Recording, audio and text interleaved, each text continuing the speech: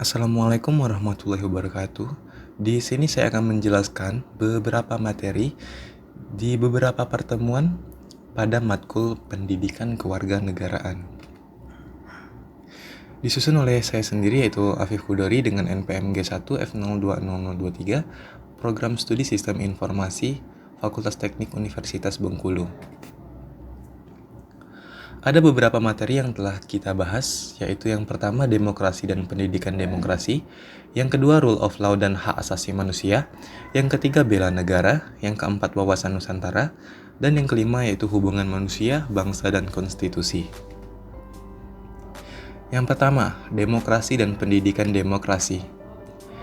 Demokrasi merupakan suatu perencanaan institusional untuk mencapai keputusan politik di mana individu-individu memperoleh kekuasaan untuk memutuskan cara perjuangan kompetitif atas suara masyarakat.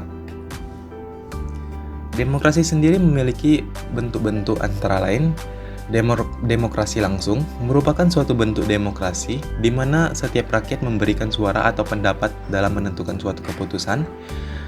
Dan demokrasi tidak langsung, di mana dalam demokrasi perwakilan, seluruh rakyat memiliki perwakilan melalui pemilihan umum untuk menyampaikan pendapat dan mengambil keputusan bagi mereka. Selanjutnya yaitu prinsip-prinsip demokrasi.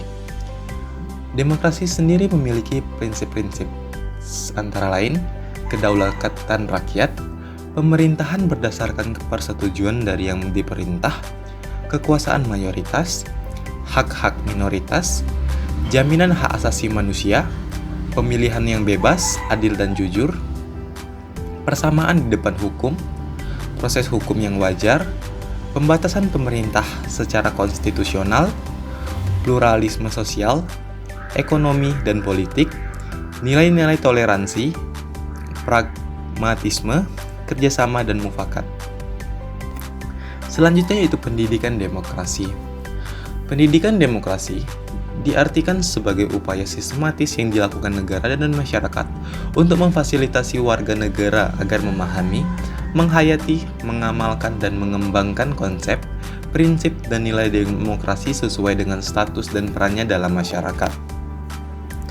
Pendidikan demokrasi memberikan kesempatan kepada peserta didik untuk meraih pengetahuan, keterampilan, sikap, nilai-nilai yang berkaitan dengan berbudaya demokratis. Yang kedua yaitu rule of law dan hak asasi manusia.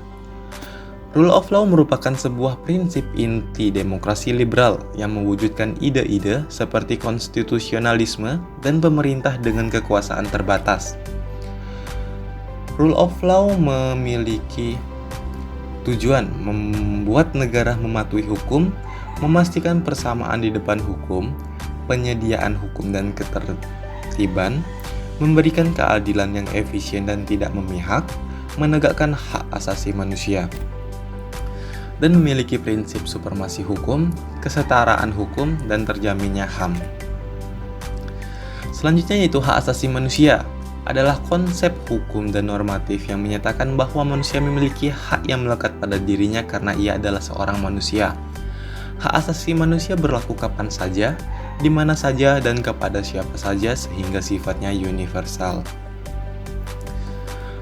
HAM sendiri memiliki bentuk-bentuk seperti hak asasi pribadi, hak asasi ekonomi, hak persamaan hukum, hak asasi politik, hak asasi sosial dan kebudayaan, hak asasi tata peradilan dan perlindungan, dan yang ketiga itu bela negara. Bela negara adalah sikap dan perilaku warga negara yang dijiwai oleh kecintaannya kepada Negara Kesatuan Republik Indonesia berdasarkan Pancasila dan Undang-Undang Dasar 1945 dalam menjalin kelangsungan hidup bangsa dan negara yang seutuhnya. Unsur-unsur bela negara sendiri itu cinta tanah air, kesadaran berbangsa dan bernegara, yakin akan Pancasila sebagai ideologi negara, rela berkorban untuk bangsa dan negara, memiliki kemampuan awal bela negara.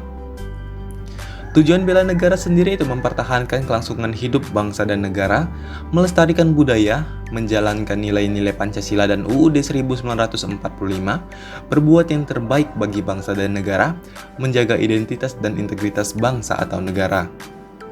Yang keempat yaitu wawasan Nusantara. Wawasan Nusantara merupakan cara pandang dan sikap bangsa Indonesia mengenai diri dan lingkungannya yang serba beragam.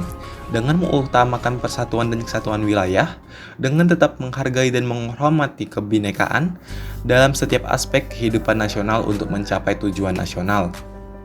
Tujuan wawasan Nusantara sendiri itu memiliki dua, yaitu tujuan ke dalam untuk mewujudkan kesejahteraan, ketentraman, dan keamanan bagi bangsa Indonesia, dan tujuan keluar berkaitan dengan lingkungannya, yaitu untuk ikut serta menyelenggarakan dan membina kesejahteraan dan perdamaian di seluruh dunia.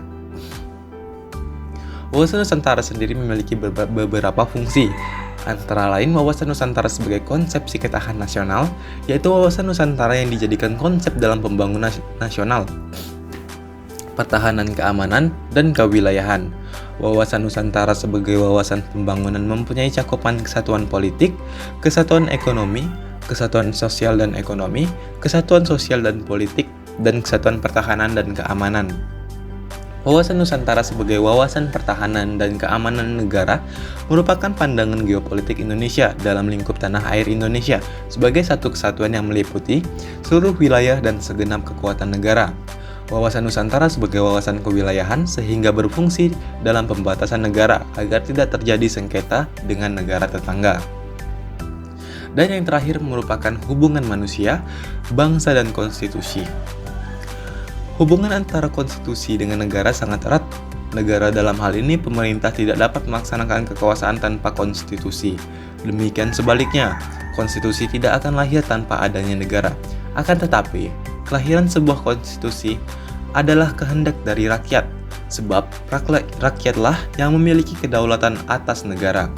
Dalam pandang Casey Ware, konstitusi digambarkan sebagai sistem ketatanegaraan dari suatu negara dan kumpulan dari berbagai peraturan yang membentuk serta mengatur pemerintahan.